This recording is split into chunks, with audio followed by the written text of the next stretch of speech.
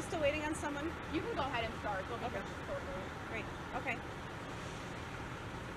My name's Cynthia Schuster. I'm the Public Information Officer with the City of Madison Fire Department. I'm here to give you an update on where we're at with the incident on Wright Street, and we're available to answer any questions you have. We wanted to first just kind of give you a synopsis of what occurred this afternoon. So about a little before 3 o'clock, severe storms passed through the area, and the Madison Fire Department received several calls across the city, predominantly for electrical hazards, trees on power lines potentially causing electrical hazards, coming in contact with the water. Additionally, we received several outdoor fire calls and some fire alarm investigations. And then at 3:07, we were dispatched to the 1500 block of Wright Street for reports of a roof that was ripped off of a couple of buildings here. Our firefighters came on scene to assess the damage and to determine the habitability of the buildings and to determine whether there were any injuries. We're happy to report nobody was injured and everybody is safe. There are 3 buildings that have significant damage to the roof and 1 building that is temporarily displaced. We estimate there are at least 45 occupants that are displaced overnight while we mitigate remaining hazards in that building. That said, we discovered that this building had a false roof, and underneath was another roof that is still intact. And all we are waiting on right now is mitigating any remaining electrical hazards and the return of natural gas service to the building. So we anticipate that the folks who are displaced tonight will only be displaced for 1 evening.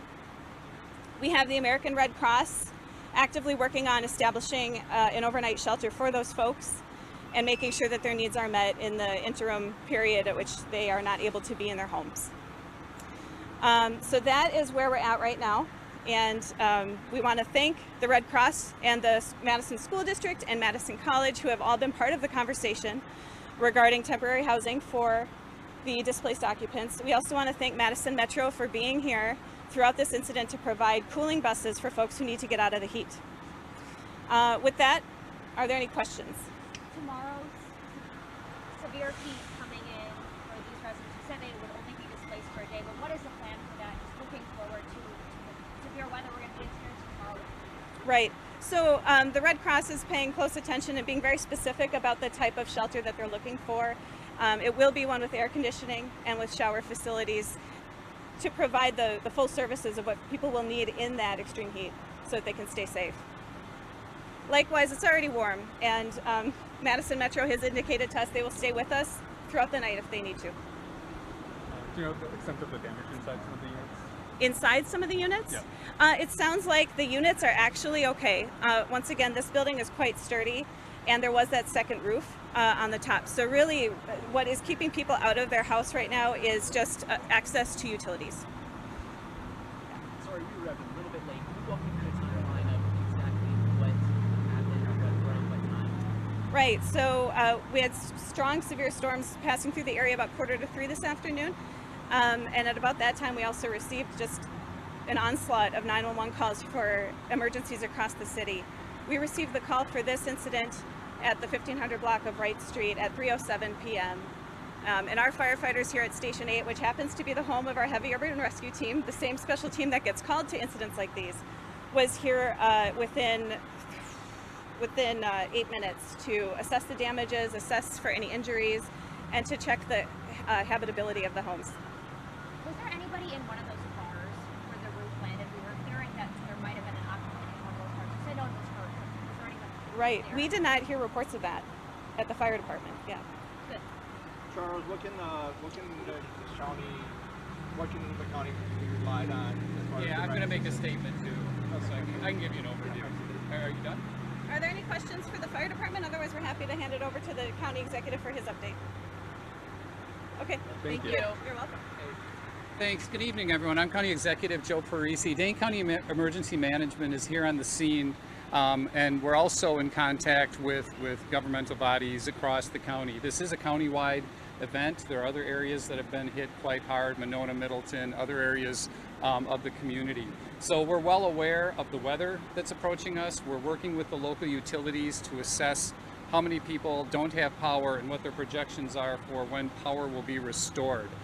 We're told it's likely that power restoration will continue into tomorrow, so we're anticipating there will be need for shelter for people from across the county likely tomorrow, as we know the weather's going to be high into the 90s with an even higher heat index. So we're in the process of securing shelter and cooling space for folks who are going to need it come tomorrow.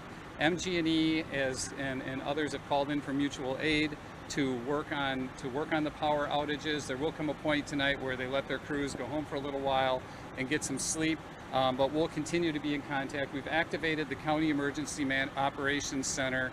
Again, County Emergency Management is on the scene here as well as elsewhere. So we'll keep you posted. We're definitely going to do what we need to do to take care of the folks who are left without power tonight and certainly, especially tomorrow. Where can people call if they need help and have any questions? Yeah, if they don't have power. So Or they need services? if they need services, well, you can follow along the websites of the power companies. They tell you what the updates are. I can see if I can get you a good contact number. We're going to continue to brief the media and let people know, and we'll know the areas that still don't have power restored, so we can communicate with folks in those areas. But we'll continue, to be in communication and let folks know more details as they unfold. We're pulling it all together at the moment. Do you know what the damage across the county is? There's a lot of damage that's roofs blowing off, trees down, wires down. At this point, we don't have any reports of injuries from the storm. I would like to remind people that chainsaws need to be handled with extreme caution. There are a lot of trees down, a lot of people getting out their chainsaws, and we want to be really sure we can avoid as many injuries, secondary injuries, from clearing the trees as possible. So we'll continue the assessment tonight, continue to work with the power companies. I have a call with MG&E in a few minutes. We'll get some projections and continue to work on shelter for folks who need it. Do you have any cooling centers already allocated yet? No, we don't have anything open right now. We're working on that, and we'll communicate that soon. Okay. Yeah. Any other questions? All right. Thanks. Take care. All right. Anyone else? Okay. Thank you, guys.